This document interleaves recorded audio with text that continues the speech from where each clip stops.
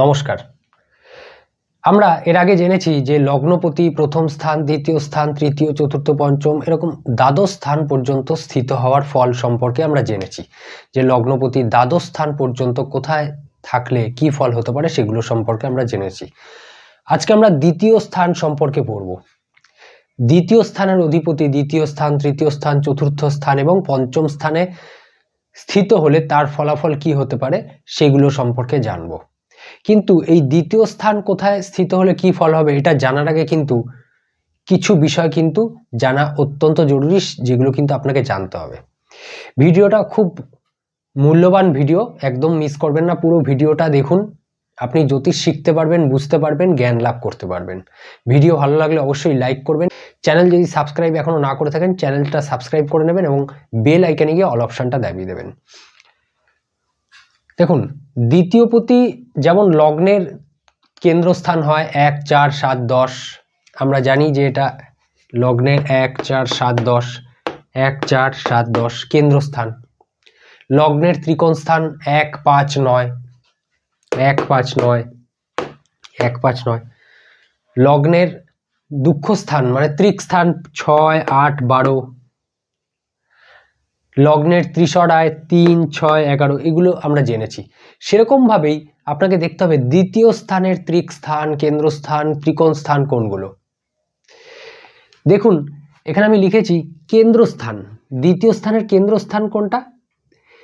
দ্বিতীয় স্থানের কেন্দ্রস্থান এটা দ্বিতীয় স্থান, এই ঘরটা দ্বিতীয় স্থান হয়।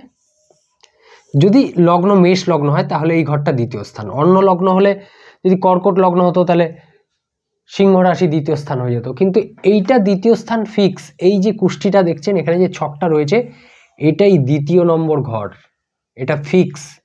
এখানে দেখছেন লগ্নে যে রাশিটা হয় সেটা এখানে লেখা হয়, ঠিক আছে? তা যাই হোক, এটা বহুবার বলেছি, এটা সম্পর্কে আজ আমি আর বলতে চাইছি না। তো দ্বিতীয় ভাব যে কোনো হতে পারে এখানে, কিন্তু এখানে দ্বিতীয় ভাব এটাই হবে, ঠিক আছে, এই ছক অনুযায়ী। তো এই ছকটা যারা ফলো করছেন এটাই ফলো করুন, যারা এই ছক ফলো করছেন এই ছক অনুযায়ী দেখবেন, যারা এই ছক ফলো করছেন এই ছকটা অনুযায়ী দেখবেন। দুটো ছক একসাথে বোঝার দরকার নেই, যেটা আপনার সুবিধা। আমি দুটো সম্পর্কেই বলবো, যেটা আপনার সুবিধা আপনি সেটা ফলো করবেন। তাহলে কেন্দ্রস্থান 1, 4, 7, 10 হয় আমরা জানি লগ্নের থেকে, তাহলে দ্বিতীয় স্থানেরও 1, 4, 7, 10 নিশ্চয়ই আছে। তাহলে দ্বিতীয় স্থান যদি এটা হয় তাহলে দ্বিতীয় স্থানটাকে 1 নম্বর ঘর ধরবো, 1, 2, 3, 4, এই যে 5 লেখা মানে 5 নম্বর ঘর। 1 নম্বর ঘর কেন্দ্রস্থান, 5 নম্বর ঘর, 6, 7, 1, 2, 3, 4, 5, 6, 7, 7 নম্বর ঘর। এটা হলো কে লগ্নের 8 নম্বর ঘর। দেখুন 8 লিখেছি লগ্নের, 7, 8, 9, 10, 11 নম্বর ঘর দ্বিতীয় স্থানের, লগ্নের 11 নম্বর ঘর দ্বিতীয় স্থানের 10 নম্বর ঘর, মানে 1, 1, 4, 7 এবং 10। এটা হলো কেন্দ্রস্থান দ্বিতীয় স্থানের। ত্রিকোণ স্থান কোনটা দ্বিতীয় স্থানের? 2 নম্বর ঘরকে যদি 1 ধরি, 1, 2, 3, 4, 5 মানে এইটা, 2, 6, 5, 6, 7, 8, 9 মানে এটা, 2, 6, 10। দেখুন এখানে লিখে রেখেছি 2, 6, 10। লগ্নের 2 নম্বর, 6 নম্বর এবং 10 নম্বর ঘর হলো ধন স্থানের ত্রিকোণ স্থান। দুঃখ স্থান মানে ত্রিক স্থান যাকে বলা হয়, দুস্থান, সেটা আমরা জানি 6, 8, 12কে বলা হয়। তাহলে এখানে 6, 8, 12 কোনটা রয়েছে? দ্বিতীয় স্থানের 6, 8, 12, 1, 2, 3, 4, 5, 6, 7 নম্বর ঘর, 7, 8, 9 নম্বর ঘর, 9, 10, 11, 12 এবং 1 নম্বর ঘর মানে লগ্নের ঘর। ধন স্থানের দ্বাদশ ভাব হলো ত্রিক স্থান, 6, 8, 12 এর মধ্যে 12 নম্বর ভাব হলো লগ্ন। ধন স্থানের তো 12 নম্বর ঘর এটা, তাই না? এবং ত্রিশরায় 3, 6, 11 যেটা বলা হয় লগ্ন থেকে 3, 6, 11 ত্রিশরায়, সেটা দ্বিতীয় স্থান থেকেও 3, 6, 11 দেখে নিই। দ্বিতীয় স্থান থেকে গণনা করি 1, 2, 3, চতুর্থ স্থান, লগ্নের চতুর্থ আপনারা দেখতে পাচ্ছেন, 3, 4, 5, 6 লগ্নের 7 নম্বর ঘর, 7, 8, 9, 10, 11 লগ্নের 12 নম্বর ঘর। ভিডিও বুঝতে গেলে আপনাকে কিছু জিনিস মাথায় রাখতে হবে, এগুলো মাথায় রাখতে হবে এবং আর কি মাথায় রাখতে হবে যে কালপুরুষের জন্মপত্রিকায় কিন্তু দ্বিতীয় স্থানের অধিপতি কিন্তু শুক্র। আমরা জানি কালপুরুষের জন্মপত্রিকা মেষ লগ্নের হয়, তাই দ্বিতীয় স্থানে বৃষ রাশি হয়, তাই কালপুরুষের জন্মপত্রিকা অনুযায়ী বা নৈসর্গিক জন্মপত্রিকা অনুযায়ী দ্বিতীয় স্থানের অধিপতি শুক্র। ধন স্থানের বা ধনের কারক গ্রহ হলো বৃহস্পতি, এটা মাথায় রাখতে হবে আপনাকে। এবং বিপুল ধন, প্রচুর অর্থ, প্রচুর ধন যদি দেখি তাহলে কিন্তু তখন শুক্রকে দেখতে হবে। এই জিনিসগুলো আপনাকে মাথায় রাখতে হবে। এখন ধন স্থানের অধিপতি যদি ধন স্থানেই স্থিত হয় তাহলে কি ফল হবে? দ্বিতীয় স্থান থেকে যা কিছু শুভ ফল সবকিছু প্রাপ্ত হবে। তার জন্য দ্বিতীয় স্থান থেকে কি কি দেখা হয় আমার যে ভিডিওটা বানানো আছে সেটা দেখে নেবেন। সেই জিনিসগুলো থেকে সব শুভ ফল, অত্যন্ত শুভ পাওয়া যাবে যদি দ্বিতীয় স্থানের অধিপতি দ্বিতীয় স্থানেই থাকে। দ্বিতীয় স্থানের অধিপতি দ্বিতীয় স্থানে যদি থাকে, দ্বিতীয় স্থানের অধিপতি যদি তৃতীয় স্থানে থাকে, এটা তৃতীয় স্থান, দ্বিতীয় স্থানের অধিপতি তৃতীয় স্থানে গেছে, তাহলে ধন ধন কামাবে, মানে ধনের দ্বিতীয় স্থান, লগ্নের দ্বিতীয় স্থান যেমন ধন, ধনের দ্বিতীয় স্থান মানে সেটাও ধন, ধনের ধন কামাবে, ধন কামানোতে তৎপরতা থাকবে, পরাক্রমের সাথে ধন কামাবে। এখান থেকে ভাই দেখা হয়, ভাইদের পিছনে ধন খরচা করতে পারে, বন্ধুদের পিছনে ধন খরচা করতে পারে, পরাক্রমের সঙ্গে ধন লাভ করবে, ধন কামাবে। নিচু স্তরের মানুষদেরকে মানে তাদের পিছনে ধন খরচা করতে পারে বা নিচু স্তরের মানুষের যে সহযোগিতা সেটা পেতে পারেন। আপনারা দেখছেন যে আমি সমস্ত তৃতীয় স্থানের ফল বললাম, দ্বিতীয় স্থানের ফল নিয়ে তৃতীয় স্থানে বসেছে, তাই তৃতীয় স্থানের ফল নিয়েই কিন্তু বললাম। আপনাকে দেখতে হবে যে গ্রহটা বসেছে সে কোন স্থানের অধিপতি, কোথায় বসেছে, সেই ঘরের প্রকৃতি অনুযায়ী ফল দেবে, সেই ঘরের অনুকূলে ফল দেবে। আমরা জানি যে এই যে গ্রহ যে এখানে বসছে দ্বিতীয় স্থানের অধিপতি তৃতীয় স্থানে, মানে দ্বিতীয় স্থানের অধিপতি তার থেকে দ্বিতীয় স্থানে বসছে, এই যে ফলাফল বললাম এটাই অন্তিম সত্য নয়, কারণ অনেকের সঙ্গে দেখবেন মিলবে না। কারণটা কি? আমরা যে কোনো জিনিস বিচারে স্থিতি দেখি, যুতি দেখি বা যোগফল এবং দৃষ্টি দেখি। এখানে আমরা কেবলমাত্র গ্রহের স্থিতি দেখছি, যুতি কার সাথে যুতি করছে, কার দৃষ্টি রয়েছে, এসব সম্পর্কে কিন্তু জানছি না। সুতরাং শুধু স্থিতির উপর নির্ভর করে ফল বলাটা একদম অন্তিম সত্য হবে না, কিন্তু আপনি বুঝতে পারবেন যে এই ঘরের অধিপতি বা যে কোনো ঘরের অধিপতি কোনো ঘরে গেলে সেই ঘরের অনুকূলে ফল দেয় এবং তার সেই গ্রহ নিজের গুণ অনুযায়ী ফলাফল করে। তাহলে দ্বিতীয় স্থানের অধিপতি তৃতীয় স্থানে গেলে, লগ্নের তৃতীয় স্থান মানে ধনের দ্বিতীয় স্থানে গেলে সেটা কিন্তু ধন স্থানের জন্য ভালো।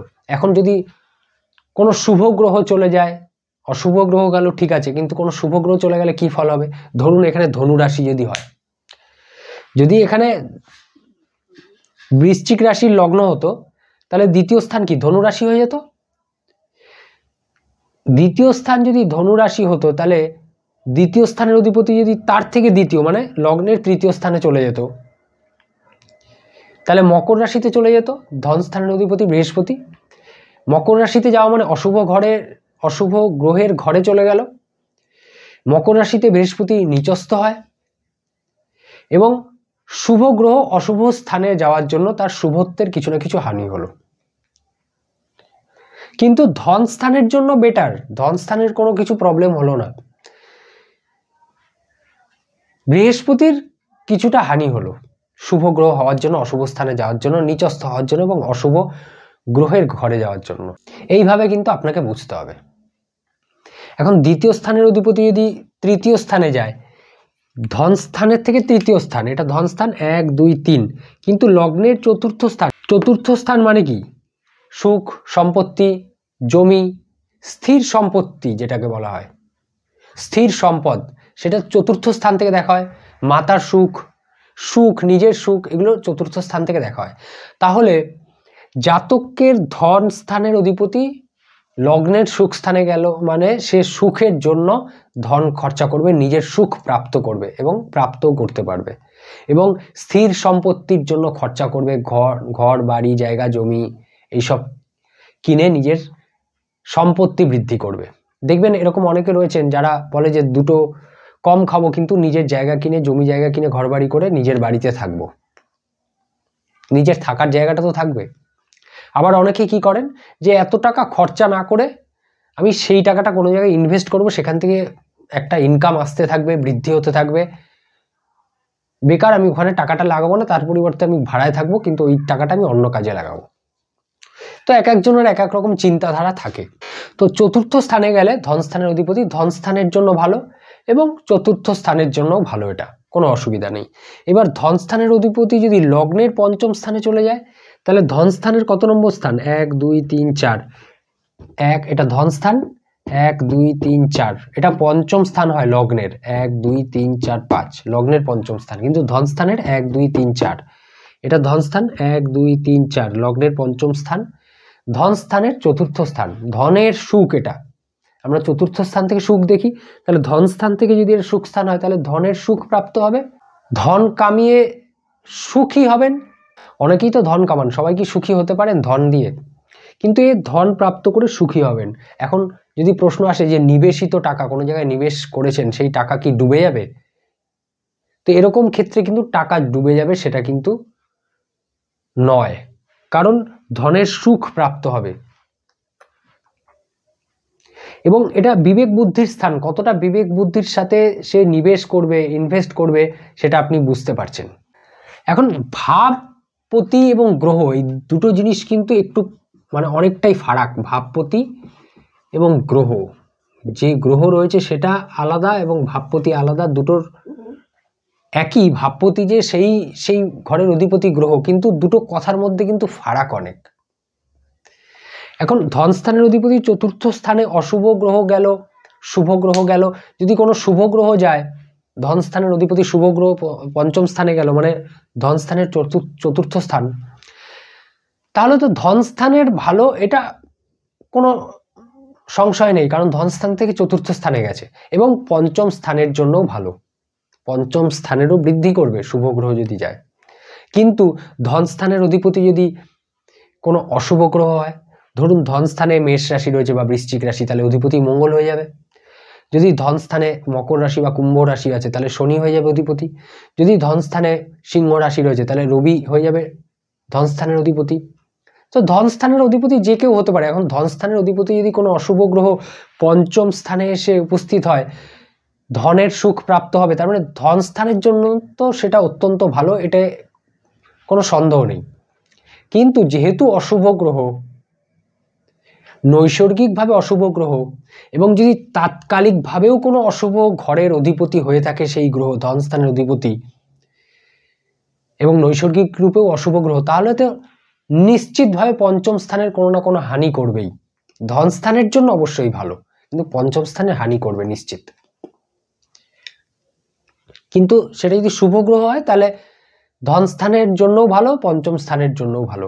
কিন্তু সেই শুভ গ্রহটা যদি, নৈসর্গিক শুভ গ্রহও যদি কোনো অশুভ ঘরের অধিপতি হয়, ভালো করে বুঝুন, দ্বিতীয় স্থানের অধিপতি কোনো শুভ গ্রহ, সে যদি কোনো অশুভ ঘরের অধিপতি হয়, সে পঞ্চম স্থানে গেছে, তাহলেও কিছু না কিছু কিন্তু হানি করবে শুভ গ্রহ হওয়া সত্ত্বেও, এটা আপনাকে মাথায় রাখতে হবে। তো আশা করি আপনাদের বোঝাতে পারলাম। মনে রাখবেন এটাই দ্বিতীয় স্থান। এই কুষ্টি যদি আপনার দেখা অভ্যাস থাকে, তাহলে এটা দ্বিতীয় স্থান, এটা ফিক্স। আর এই কুষ্টি যদি দেখা অভ্যাস থাকে, তাহলে যেটা যেখানে লগ্ন হবে সেটা 1 নম্বর ঘর। যদি কর্কট লগ্ন হতো, তাহলে 1 নম্বর এখানে লেখা হয়ে যেত, তাহলে দ্বিতীয় স্থান কি হয়ে যেত? সিংহ রাশি। দেখতে থাকুন, একটা ভিডিও দরকার হলে বারবার রিপিটেডলি দেখুন, তাহলে ভালো আরো বুঝতে পারবেন। যাই হোক, ভালো থাকুন, সুস্থ থাকুন, দেখা হবে পরের ভিডিওতে। নমস্কার।